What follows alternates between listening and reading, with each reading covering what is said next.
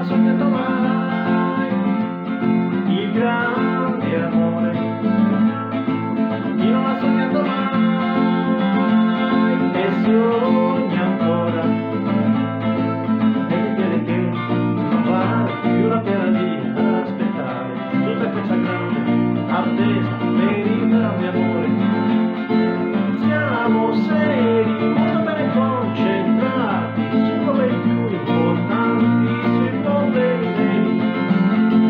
Niente storie, parole e chimere, siamo con i piedi per terra, non si può afferrare una stella. Perché lo fa